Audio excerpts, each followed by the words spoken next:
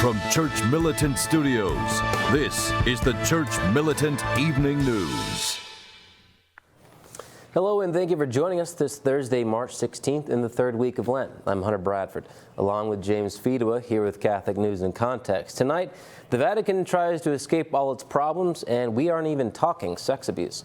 The Pope doesn't seem to love traditionalists, but he sure does love the LGBTQ. If you're wondering what kind of Pope Pope Francis has been, well, just ask Nancy Pelosi.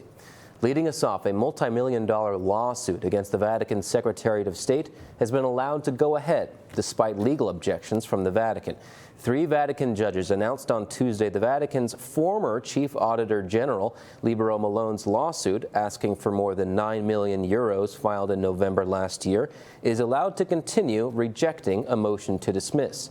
In the lawsuit, Malone and his former deputy claimed they were forced out of their roles back in 2017 because of corruption they discovered. And as we've reported before, Pope Francis rejected the criminalization of homosexuality, saying people should not discriminate against homosexual people. But many Catholics in Africa don't agree. Recently, an unnamed senior church official in Africa told a reporter with La Croix, "The Pope's opinion is not magisterium. For a change of doctrine, the Catholic Church has a decision-making process of its own. This is imperative even when it comes to the Pope." It seems the Vatican under Pope Francis has capitulated to the God-hating Chinese Communist Party, or CCP, to the extreme detriment of China's faithful Catholics. Church Militant's William Mahoney looks at where things stand and how they got there. So it's a total sellout, yeah. Cardinal Joseph Zen spoke to Church Militant in 2020, decrying the Vatican's dealings with the CCP. The Cardinal explained how the Vatican completely sold out China's underground church, those faithful to Rome as opposed to members of the CCP-controlled church known as the Catholic Patriotic Association. This total sellout happened in 3 steps. So the first step was that secret agreement for the selection of bishops, and then the legitimization of the 7 excommunicated bishops, and asking 2 underground legitimate bishops to step down. And then finally, last June, came out that document, the so-called pastoral guidance, encouraging people to join the Patriotic Association. Since it was first signed in 2018, the provisional and secretive China-Vatican Accord has been renewed twice. The latest renewal occurred in October and remains in effect. Vatican Secretary of State Cardinal Pietro Parolin champions the deal and even claims the agreement allows the Church in China to carry out her mission. They will be able to perform the duty of the Church, which is the announce of the gospel, and at the same time to contribute to the growth, spiritual and material growth of their country, and to peace and reconciliation in the world. But despite Parolin's honeyed words, the Accord and other Vatican compromises with the CCP have been a disaster for the underground church. The situation is critical. Humanly speaking, the church is going to disappear, the real church. In 2020, Parolin gave a speech in defense of the Vatican's attitude towards and dealings with the CCP. After reading that speech, Zen responded on his blog, "It was sickening. He is in no way stupid or ignorant. He told a series of lies with open eyes." Zen further blasted Parolin for indirectly speaking against heroes of faith such as Cardinals Wyszynski, Minchente, and Baran, all of whom firmly resisted communism and/or fascism.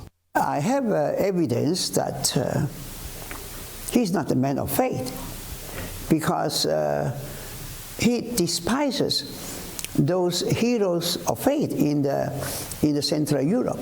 Under Pope Francis, prelates like Parolin run amok, while ones like Zen are sidelined. The devastating consequences to the Church in China and to the universal Church as a whole are incalculable. In 2020, the wealthy exiled Chinese dissident Guo Wenghe reported the CCP sends $2 billion annually to the Vatican for its silence and capitulation. But joining us now is Dr. William Mahoney, who knows better than most what's going on with the church in China and Hong Kong. Dr. Mahoney, good to see you. Hi, Hunter. Thanks for having me. So, William, you actually sat down with Cardinal Zen in 2020, as you mentioned in the report. What was that like? That was amazing. I mean, the Cardinal Zen must be about, I don't know, 5'4", and he is an absolute giant. He towers over most of the prelates in the church. But I think the most significant thing for me personally was to see an actual human being who's living these things explaining this, because I think a lot of times with news we hear these headlines and it's like, that's over there, that's China, that's this, we're more like looking to our backyard.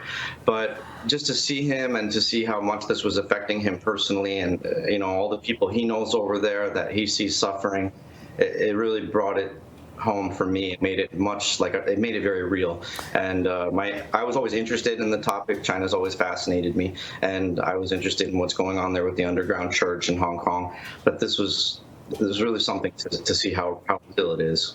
Yeah, because to us it's just a story, but over there it's not just their story, it's their life. But to me at least, it seems obvious that under Francis, Vatican has sold out the underground church to Beijing. But that's not the entire situation. What about other human rights violations in China? I mean, has the Vatican at all lamented the Chinese communists' abysmal treatment of the Uyghurs, or the Chinese communists encroaching on Hong Kong's autonomy? Anything on that from the Vatican? No, they're mostly silent. Pope Francis was quick to go over to Canada and talk about Native American Indian children being abused by the church, which may or may not be the case of those burial grounds. There was a lot of back and forth about what was actually buried there. Mm-hmm. He was quick to do that because it's politically correct right now. It's a leftist thing. But he says almost nothing about the Uyghurs and Hong Kong. I mean, Hong Kong was made autonomous, but it was part of China still, so it was considered one country, two systems, and they have their own law. It's called Basic Law. And of course, the CCP, because they're communists, they want to control everything. That's the end game. And they've been trying to take over there, and they first started with an extradition law, which didn't work out. So then they got into effect this national security law, which basically allows them to go after anybody for any reason whatsoever. And Cardinal Zen and others like Jimmy Lai, for example, have been staunch pro-democracy defenders. Jimmy Lai was arrested, and he's sitting in prison right now, and he'll I think it's a 5-year sentence, and that was in December of 2020, I believe. So he'll be sitting in prison for a while. And this was all for, they say fraud and foreign collusion. They have another trial he's waiting for foreign collusion. And they did the same thing to Cardinal Zen. He was arrested. They started a smear campaign in a newspaper there called Dagang Bao, which is in Hong Kong, but it's based in Hong Kong, but it's basically a communist rag, right? It's a communist propaganda thing. They started smearing Cardinal Zen in there, and then eventually he was arrested for his pro-democracy stuff. They said, collusion with foreign agents because of their national security law. And he was actually in prison for a short period of time, and then he was tried, and he had to give a fine. During all of that, and Lai, by the way, is a Catholic. He's friends with Cardinal Zen. During all of that, Francis said nothing. He said nothing. Mm-hmm. His own brother, he didn't even come to defend. The Pope of Dialogue has nothing to say when his brothers are suffering. But Dr. Mahoney, we'll have to cut it short here. Thank you for your report and your time today. Oh, you're very welcome. Thanks, Hunter. God bless. All right. The fake Catholic former Speaker of the House, Nancy Pelosi, has an article in the National Catholic Reporter celebrating Pope Francis's papacy. She highlights many things about the pontiff, including His Holiness has been the personification of our sacred responsibility in the Gospel of Matthew to honor the spark of divinity in the least of our brethren. Pelosi fondly goes on to recall the Holy Father's speech to Congress in 2015, where he touched on a handful of topics, including climate change. She writes, "At the same time, Pope Francis often reminds us that we must recognize the disproportionate impact of the climate crisis on vulnerable communities, and with our solutions, pay special attention to their needs." The Diocese of Albany, New York is filing for bankruptcy over the actions and cover-ups of the former bishop. On Wednesday, Albany's Bishop Edward Scharfenberger announced the diocese is proceeding with Chapter 11 filings. Diocesan resources are limited. Even though mediation was not moving forward. We have separately resolved and settled more than 50 of the 400 plus cases. We don't have the resources to settle anymore. For nearly 40 years, Albany was formerly run by homosexual Bishop Howard Hubbard, who covered up for abuse of priests in his diocese. Watch Church Militant's special What Happened to Father Minkler to hear the story of a whistleblower priest who mysteriously died during Hubbard's reign. A man who tells jokes for a living is sharing how difficult it has become to satirize the left. Babylon Bee CEO Seth Dillon sat down with Church Militant at the 2023 Babel Convention to discuss leftist lunacy. A quote that I throw out all the time is from G.K. Chesterton from back in 1911 when he said the world's become too absurd to be satirized. And he may have felt that way then, but 10 years later. Yeah, but now we have Supreme Court nominees unable to say what a woman is. We have Healthline.com telling us that men can get pregnant. We have all of these crazy things happening that are so insane and so upside down. They seem like satire themselves. And so when you're looking at real headlines that are basically satirical, the challenge is, how do I go a step beyond that? Our full interview with Seth Dillon is available on our website. We hope and highly recommend you check it out. But when we come back, a school teacher assigns sex-related homework to his students, and a monument honoring the unborn could be going up in this state. Stay tuned, all that and more up next.